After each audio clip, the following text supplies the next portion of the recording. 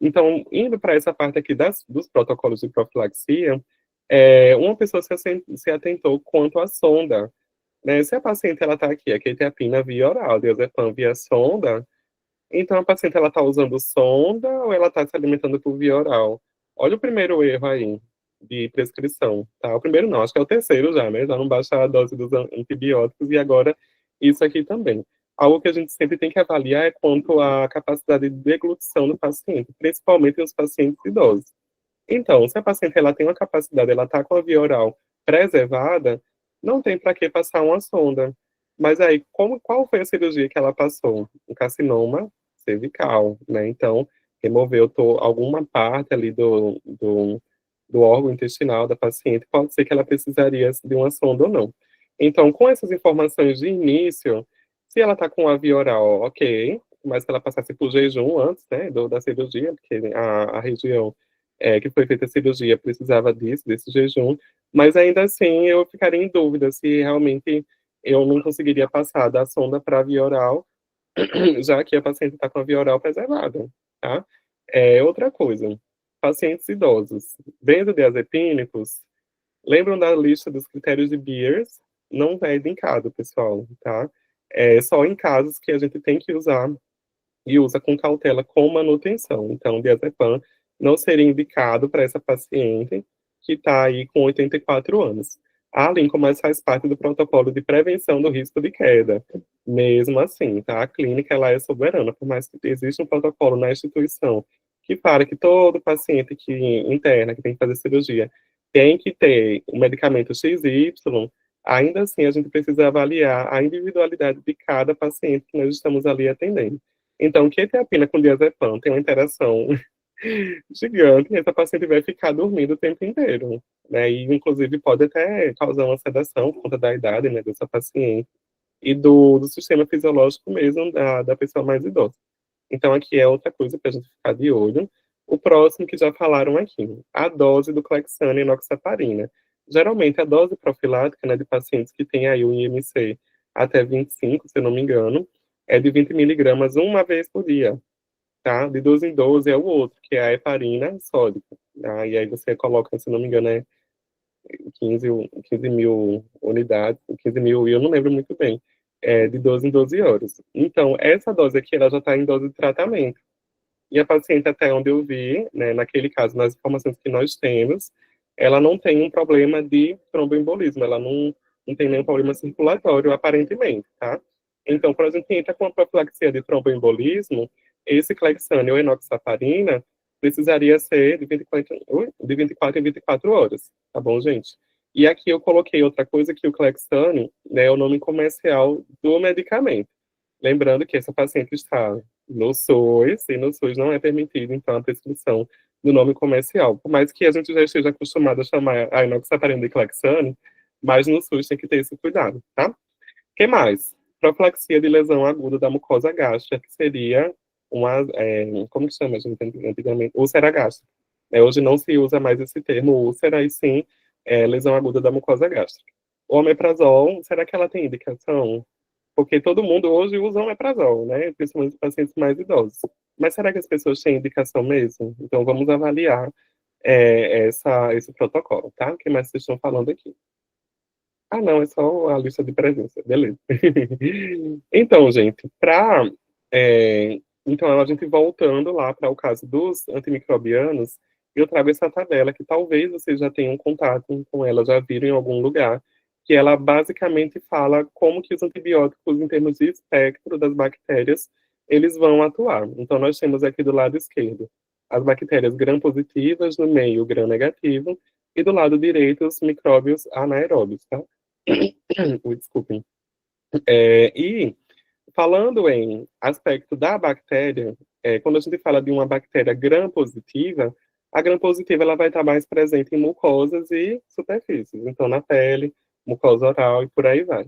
As gram-negativas, elas vão estar presentes mais internamente no corpo. Aí existe uma diferença, né, de camadas, enfim, ali da superfície das bactérias, e as gram-negativas, então, elas vão estar presentes mais internamente. Então, quando eu olho o tratamento de vancom com metronidazol, vamos destacar aqui na tela. olhem que erro gravíssimo que foi feita essa antibiótico profilaxia para paciente. Nós temos a Vanco pegando gram positivo e o metronidazol os anaeróbios e o gram negativo. Essa cirurgia vai ser altamente infectada. Não pegou bactérias gram negativas, tá, gente?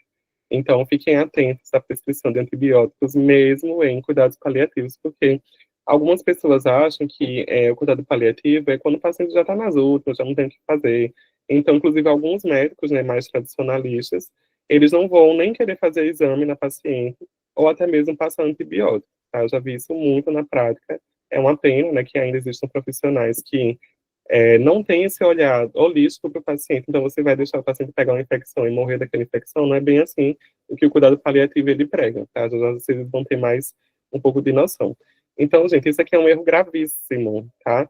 Esse caso, eu alterei algumas coisas, não aconteceu exatamente como eu relatei aqui, eu coloquei coisas mais exageradas para que a gente fique de olho, tá bom? Porque ninguém falou do espectro do antibiótico. Então, o mais indicado para essa paciente, como ela ia passar por uma cirurgia de grande porte que envolveu a remoção de todos os órgãos pélvicos, é uma cirurgia bastante delicada, então ela precisaria de um antibiótico com espectro maior. E quando eu falo de espectro maior, é que pega mais bactérias ali. Então, nós temos cipro, gentamicina, é, as fluoroquinolonas, né? Cipro, moxifloxacin, enfim, os carbapenêmicos, e por aí vai. Toda essa gama aí de antibióticos que a gente já sabe. A depender do tipo de cirurgia, alguns protocolos já existem, tá, gente? Eu coloquei aqui alguns exemplos de espectro maior, né, dos antibióticos, mas cada cirurgia vai ter um antibiótico ali que vai ser mais indicado ou não. Então, para essa paciente, a gente precisaria estudar o protocolo da cirurgia que ela passou, tá bom? O próximo. Oi, alguém quer falar alguma coisa? Acho que alguém falou no microfone. Ah, enfim, deve ter sido algum engano, né? Eu vi aqui no chat, né? Vamos ver aqui o que o pessoal está falando. Então, a princípio, não teria a indicação do uso do omeprazol. Muito bem, Patrícia. Nós a gente vai ver o protocolo tudo direitinho. E a Renata falou sobre metronidazol e cefotriaxona. Pode ser. Olha a cefotriaxona aqui, ó. Tá vendo? Ela pega E. coli, Klebsiella, Proteus, tá? Pode ser também, mas aí vai depender do tipo de cirurgia dela, tá? Tem que olhar o protocolo direitinho. Partindo para o próximo protocolo, que é o do risco de queda. Para quem não conhece, essa escala, ela é a Medication Fall Risk Score, que é muito utilizada para os pacientes, principalmente que têm esse risco de levar uma queda, de ficar mais sonolento, que já usa algum medicamento de casa, e aí você vai precisar acalmar mais o paciente, então tem que ficar de olho se vai ter esse risco de queda ou não, o paciente mais acamado, tá? E aí o que essa escala ela vai me falar são 3 níveis, né, de pontuações que a gente vai dar, dependendo da condição do paciente, dos medicamentos que ele usa, para saber se ele tem um risco maior, seria um risco alto de ter uma queda ou não.